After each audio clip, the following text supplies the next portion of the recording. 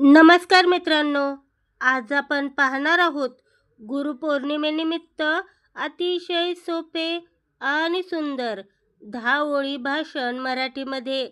चला तर मग सुरू करूया. नमस्कार. आज गुरुपौर्णिमा आहे.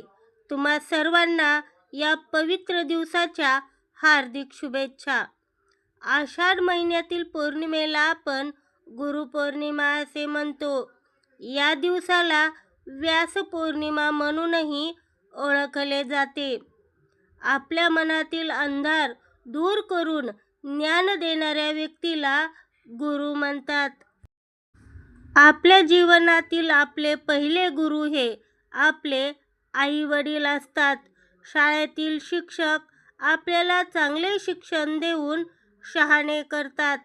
गुरु आपल्यावर चांगले संस्कार करतात आणि योग्य मार्ग दाखवतात.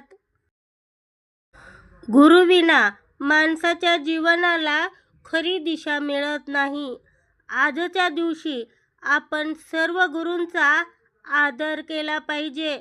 माझ्या सर्व गुरूंना मनापासून वंदन करून मी माझे छोटे भाषण संपवतो. जय हिंद, जय भारत. धन्यवाद.